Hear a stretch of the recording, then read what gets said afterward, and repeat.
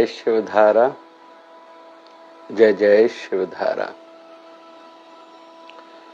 अक्सर व्यवहार जगत में देखा जाता है, बहुत लोग रूठते बहुत हैं, कुछ लोग नाराज जल्दी हो जाते हैं, कुछ लोग गुस्सा बहुत करते हैं, कुछ लोग रिश्ता जल्दी तोड़ देते हैं, मुंह मोड़ लेते हैं। कहीं तो भी मुख्य कारणों में से एक कारण यह है कि उनको जो बोलना है, बताना है, जताना है, वह बोल नहीं पाते, बता नहीं पाते, जता नहीं पाते। फिर उनमें से एक कारण मुख्य ये है कि उनको डर है कि कहीं मैं चिल्ला न बैठूं, ज्यादा न बोल बैठूं, या कुछ लोग फिर बोलते ही नहीं हैं, अंदर ही अंदर में रखते हैं और रिएक्शन गलत रूप में दे देते हैं, जिसके कारण बड़े बड़े गलत परिणाम आते हैं। तकलीफें सबको आएंगी। आरोप तो भगवान श्री कृष्ण पर भी लगा था मणि चुराने का। भगवान नाराज नहीं हुए थे, समयंतक मणि थे, राज दरबार में बैठे थे। राजा सत्यव्रत ने मणि दिखाई थी, मतलब हाथ में थी, इच्छा थी हर कोई देखे। भगवान कृष्ण हंस पड़े थे, ये क्या कोई विषय है कि किसी के पास कोई चीज जो जरूरी है दिखावा करना चाहिए और सब कोई पूछे कहाँ से लाए हो, कितनी महंगी है। दूसरे दिन उसका भाई वो मणि लेके जंगल में गया, वहां शेर ने उनको मार दिया। मणि लेके गया, शेर से आगे एक रीछ ने उनसे वो मणि ले ली और अपने बेटी को जाके दी थी। ये कथा है भागवत महापुराण की। राजा सत्याव्रत का भाई नहीं लौटा तो उनकी सीधी नजर भगवान श्री कृष्ण पर गई कि कल वो देख रहे थे सभा में भगवान कृष्ण ने ही चुराई होगी। भगवान कृष्ण के कान तक वह बात पहुंची। भगवान ने किसी को सफाई नहीं दी कि मैंने मणि नहीं चुराई है। पूछा किसी के माध्यम से कहाँ गया था, बोले शिकार करने के लिए गया था। भगवान वहां गए तो मृतक शरीर वहां पड़ा था। फिर शेर के पंजों का, पैरों का निशान देखते हुए आगे गए, शेर भी मरा पड़ा था। फिर पता चला कि एक रीछ ने, जो रीछ है जामवंत, जो भगवान श्री राम का साथी था, सहयोगी था, तो जामवंत जी की गुफा तक गए। आज वह गुफा पोरबंदर गुजरात के नजदीक है, जामवंत गुफा उसको कहते हैं। भगवान कृष्ण नीचे गुफा में गए, उनकी बेटी उस मणि से खेल रही है, कहा मुझे दे दो। जामवंत सामने आया, क्यों दे दूं, अगर आपको मणि चाहिए तो मुझसे युद्ध करनी होगी। और उनसे युद्ध हुई। फिर जामवंत जी ने क्षमा मांगी, क्योंकि भगवान कृष्ण में से भगवान राम जी का उनको दर्शन हुआ था। फिर भगवान कृष्ण ने उनसे वह मणि ली और आके सत्याव्रत राजा को दी थी। उन्होंने क्षमा मांगी थी। मतलब कोई भी आरोप लगे, ऐसा हो सकता है किसी के ऊपर पे, उसके ऊपर रूठना नहीं, गुस्सा नहीं करना, नाराज नहीं करना, उनकी तह तक, बेस तक जाना है, उसका सॉल्यूशन निकालना है। और व्यवहार जगत में चलता रहेगा, आरोप प्रत्यारोप, वाद विवाद नहीं करना, संवाद करना है। तरीका अच्छा हो, आदर्श हो। महात्मा गांधी को भी साउथ अफ्रीका में ट्रेन में से धक्का दिया गया था फर्स्ट क्लास से कि डॉग्स और इंडियंस आर नॉट अलाउड।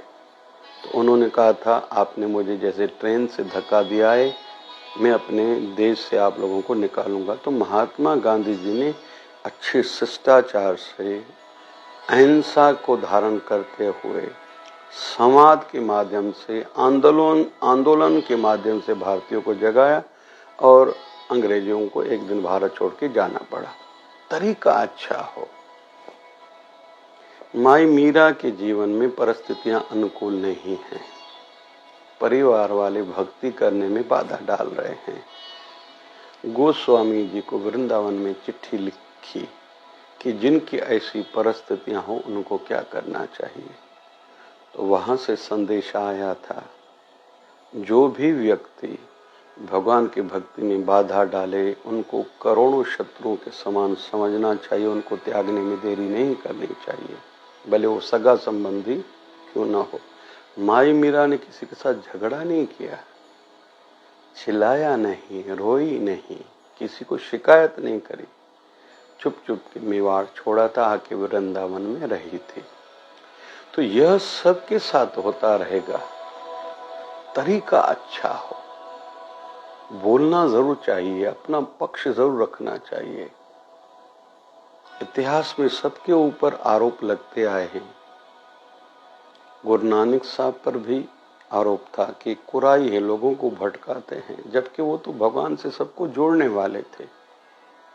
संत कबीर के ऊपर भी आरोप लगे थे, राजा तक शिकायतें गई थी, उन्होंने किसी को शिकायत नहीं करी, लड़ाई झगड़ा नहीं किया, अपना पक्ष रखा। संत रविदास जी महाराज पर आरोप लगा था कि अपने ठाकुरों को ये मिट्टी के बर्तन में जिसमें वो जूते गीले करता है बनाने से पहले, सीने से पहले, तो ठाकुर सच्चे हैं या ऐसे हैं। पंडितों को और रविदास महाराज को राजा ने बुलाया था, बोले गंगा मैया में डालो और अपने ठाकुरों को पुकारो, जिनके सच्चे होंगे आ जाएंगे।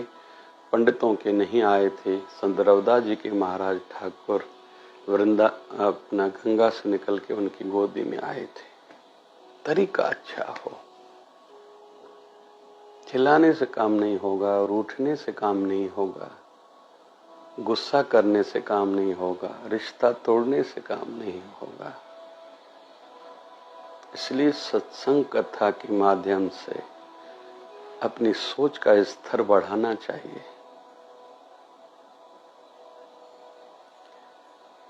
हमारे आर्य समाज के संस्थापक सरस्वती जी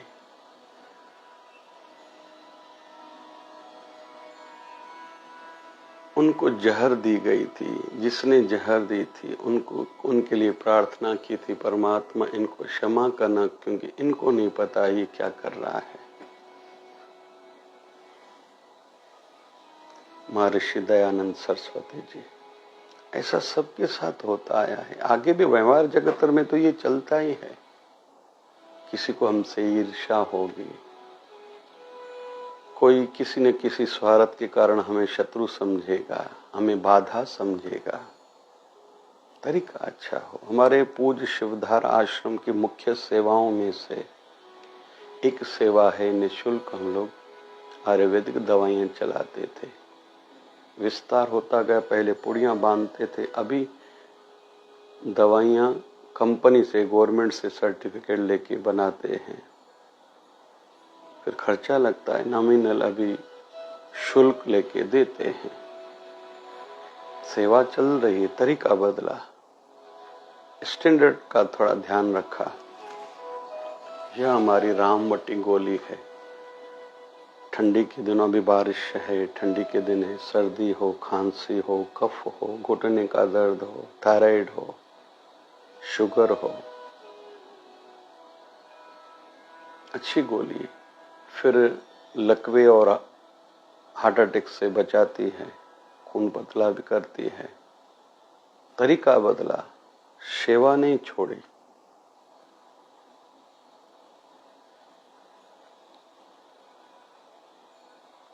जैसे चतुर्मास में विशेष तौर पर हमारे शिवधारा आश्रम की वैसे तो अगरबत्तियां बनती है तो तुलसी की बनाते हैं, वैसे साल भर बनी रहती है कि अगरबत्ती तो हर कोई जलाए, तुलसी की जलाए।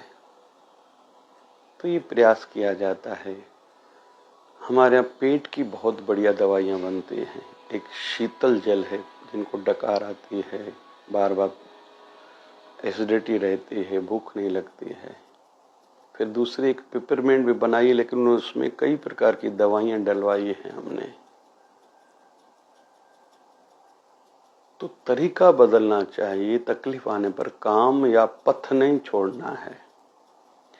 एक उदाहरण आता है राजा भोज के जीवन से। राजा भोज छोटे थे, उनके पिताजी गुजर गए। राजा भोज जब तक बड़े हों, उनके चाचा ने राजकाज संभाला।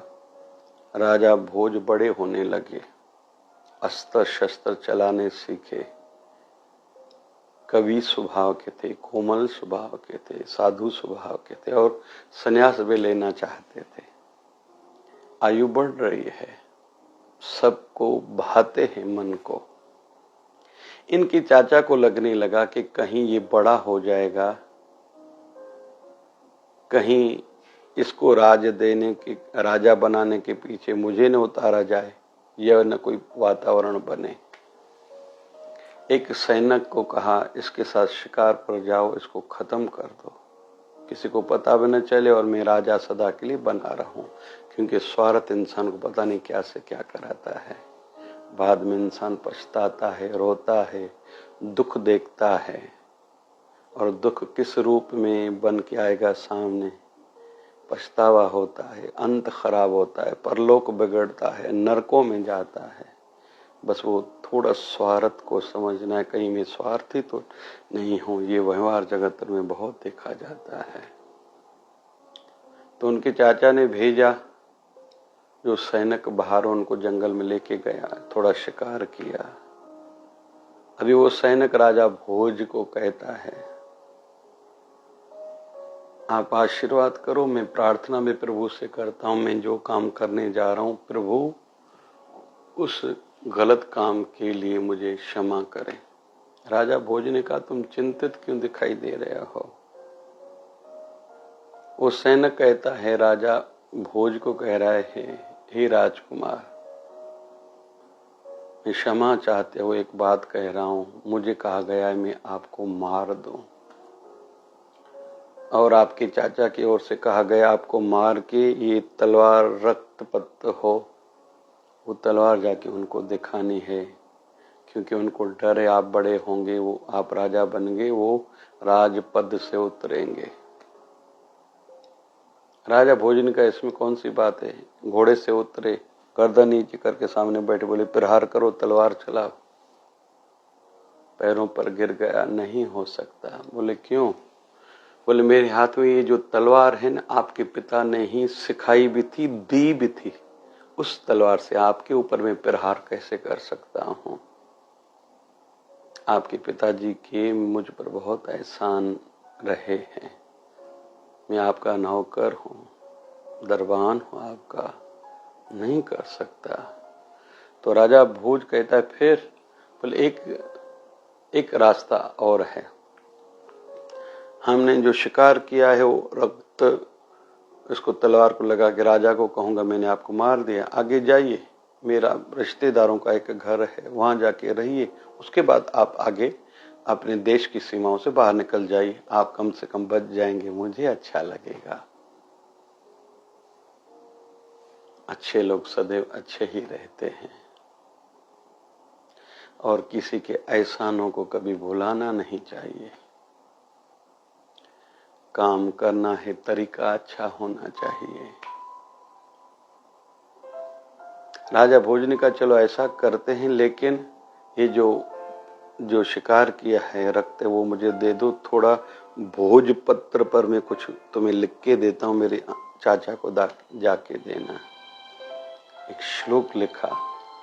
उस श्लोक का अर्थ यह था कि इतिहास में बड़े बड़े राजा हुए हैं, मांधाता हो, इक्ष्वाकु हो, आदि आदि। कोई भी संसार से कुछ लेके नहीं गया, जमीन जायदाद वस्तुएं कोई नहीं लेके गया। आज मुझे खुशी हो रही है कि कम से कम मेरे चाचा तो लेके जाएंगे। राजा भोज ने चिट्ठी लिख के दी, कहा भोजपत्र पर मेरे चाचा को जाके देना। राजा भोज तो आगे चले गए। वो सैनिक आया, चाचा ने जब पढ़ा, अरे मेरा भतीजा इतना होनहार है, योग्य है, मैंने उनको मार दिया। पछतावा हुआ, आंखों में पानी आया। वो सैनिक पूछता है क्यों, क्या हुआ? बोले मुझसे गलती हो गई। बोले क्या गलती हुई? बोले मैंने इतना होनहार, इतना योग्य, जो डिजर्व करता था, मैंने उसको खत्म किया। बोले राजा चिंता नहीं कर, वो मरा नहीं, मेरे मित्रों के किसी घर में है। वो अंकल वहां आए, चाचा उनके आए, राजा भोज के चरणों पर गिरे, मुझे क्षमा करो, हूं तो मैं आयु में बड़ा तुमसे, लेकिन सोच में मैं कहीं छोटा हो गया। मुझे राजकाज नहीं चाहिए, मैं संन्यास लेता हूँ। जीवन का बाकी का समय भक्ति करके सार्थक करना चाहता हूँ, आप चल के राजा बनिए। तो राजा भोज ने अपनी समस्या का समाधान निकाला, लेकिन तरीका अच्छा था, जताया उनको एहसास दिलाया, लेकिन तरीका अच्छा था। तो तरीके से बहुत फर्क गिरता है। काम करने का तरीका हो, बताने का तरीका हो, जताने का तरीका हो, किसी को एहसास दिलाने का तरीका हो, किसी को एहसान याद दिलाने का तरीका हो, लेकिन वो अच्छा होना चाहिए, तो परिणाम अच्छा आएगा। और खुद भी जो गलत कुछ हम लोग सोच रहे होते हैं, उनसे बच जाते हैं। और यह हर क्षेत्र के लिए है, व्यवहार जगत में, दुनियादारी में, सबके लिए है। चाहे पुरुष हो, चाहे नारी हो, बूढ़ा हो, बच्चा हो, संसारी हो, आध्यात्मिक यात्री हो, यहाँ तक कि संसारी हो या साधु हो, बस तरीका अच्छा हो। आज तो हमने भगवानों के वो उदाहरण सुने, यह अपनाने से हमारा काम भी होगा, कोई हिंसा, कोई अनहोनी घटना भी नहीं घटेगी। हमारे लिए भी अच्छा, सामने वाले के लिए भी अच्छा। जय जय शिवधारा, जय जय शिवधारा।